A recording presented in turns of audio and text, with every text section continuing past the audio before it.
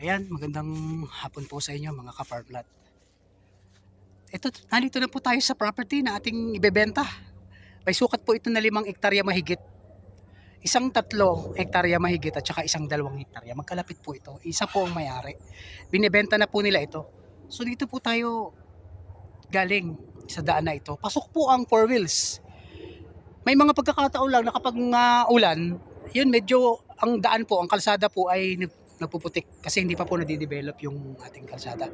Siguro baka mga 30% pa lang yung nasisemento. So ito pong lugar na ito ay Dangkalan, Danlagan Central. Ito na po ang ating property na ibebenta. Nandito na po tayo. Tara po, uliin po natin yung area. Ito po ay may kasamang bahay. Concrete house po ito. Ayan. Kapansin niyo po, mayroon po silang mga rest house, may mga kulungan ng mga manok. Yan. Concrete house po ito at mayroon po itong bakod na ito, chicken wire. Steel matting. Steel matting po ang bakod dito, siguro around mga 500 meters po ito. Approximately 500 meters. Yung area na mayroon po siyang bakod. Ito po yung tinitira ng may-ari ngayon. So, konkreto po ito. Ayan. Yung rest house, concrete din po siya. Ayun po yung rest house. Ayan.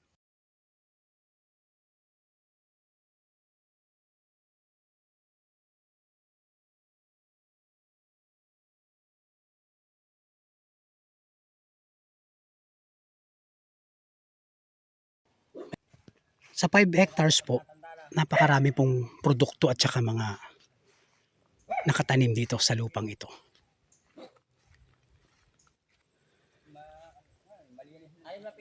Andun po ang kanilang lukaran. Ayun po. Ang ganda, napakalinis po ng area.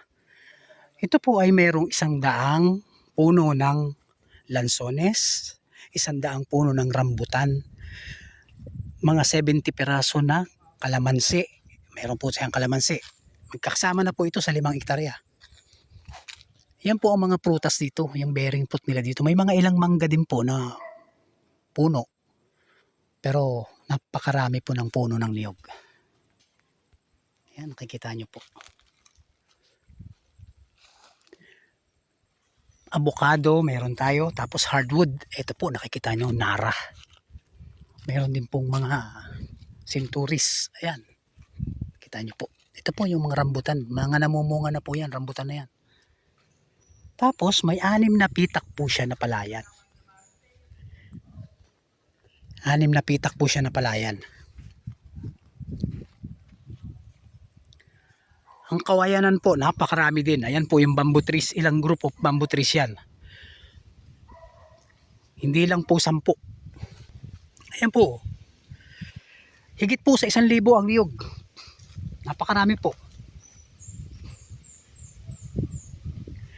Ang mahogany, marami din pong mahogany. Siguro mga nasa 200 na piraso.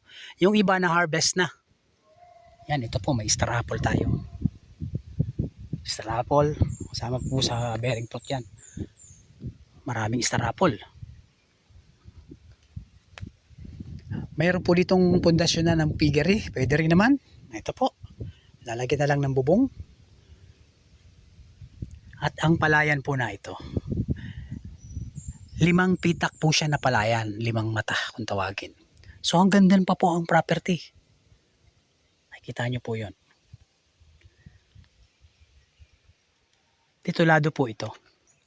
Ito po, bali 2 bahay. Yung isang bahay po naman, napabayaan na rin nila. Kasi malaki na po kasi yung bahay nila dito. So ayun po yung isang bahay na concrete. Nasira na po. Palibasa ang bubong po nila ay nipa. Or tawag sa amin dito ay pawid. Pero concrete po yung body. Yan, may terrace siya o may balkon. Tapos may kwarto. Ito po, nakikita nyo, napakaraming lansones. Buhay na po. Matataas na po yung iba. Siguro mga 1 year pa. Ito po ay bubunga na ng marami. Itong mga lansones na to. Ang niyog po pala ay mga nasa mahigit 1,000.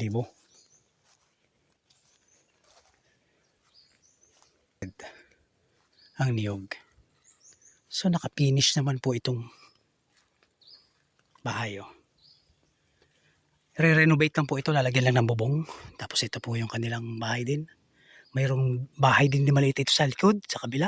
Kaya bali ang bahay po is 3. 3. Kailangan lang i-renovate itong isa.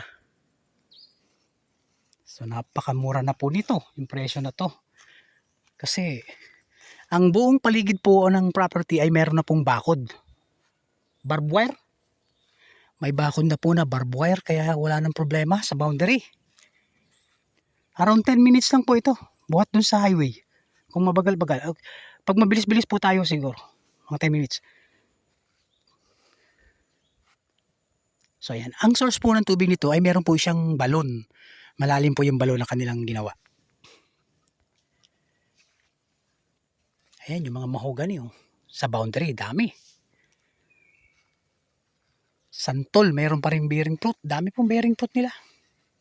So ayan mga kaparmlat, napakamura na po nito.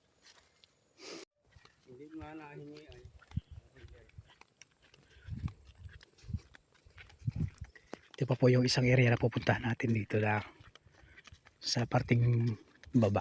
Ito naman po hindi mataas ang area, hindi po bulubundukin ng pwesto. May bahagya lang siyang pababa na ganyan.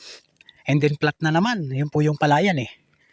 Ang area po nitong kalsada at saka yung bahay, ang pwesto, medyo nasa mataas na bahagi siya. Pero hindi po ito yung slope na slope. Na yun po yung balon. No? Ayan. May tubig po yun. So ginagawa po nila mayroon po silang water pump para umakyat yung tubig. Pero yung kulbert niya, pag nalimasan, Oo, pag nalimasan po, malinis ano. Pag nalimasan. So nandito pa rin po tayo sa loob ng property. Ang dami rin pong mga mangga oh. Wow. Mangga. Chico, mayroon pa rin Chico. Grabe. Sakop dito. Sakop na po yun yung malaki. Ay yung nandong malaki. Hindi yun. Ah, hindi pa po yun. Itong narito, malaki rin. Tsaka Hmm. yan. Tsaka po ito. Sa drum na. Wow. Ako, gadram na pala. Mangganto na yan. Ganarabaw yan. Dalawa. Mhm. Puno pa yan. May lukban. Ano to? Buli ano? Ay buli pala yun. Oh. Lukban. Ang daming bearing fruit nito. Ito, Lukban. Tapos, ito naman, gulay, langka. So ako, sawa po sa ano. Ganarabaw. Apon. Ang daming mahuganin dito. Yan, magaling. Grabe ang mahogany. Halos dikit-dikit yung mahogany. Dito kami daan. Ay, doon kayo dumaan sa kabila. So kung didiretsuhin to, lalakad tayo papunta ron. Doon naman sa kabila ito. Ganarabaw. Yung kaway na yung sakop pa yan. Sakop pa yan.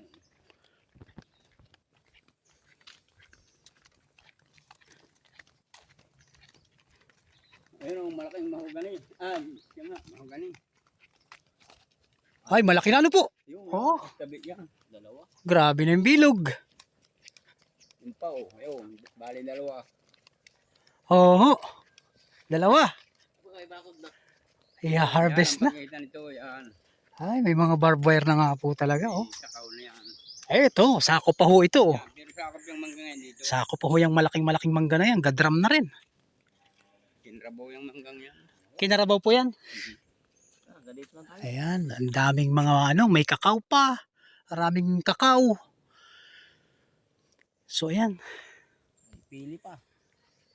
ayan po.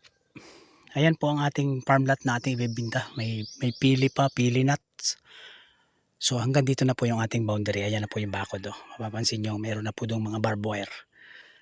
Pwede na po nating i-harvest yung ibang mahogany. Malalaki na. So ayan, napakamurang farm lot po nito. Binibenta na po ng may-ari. Kunin nyo na po ito. May 3 bahay na po ito. Tatay, kape po ito. Ano, Concrete. kape. Salamat po. Kape. Ha?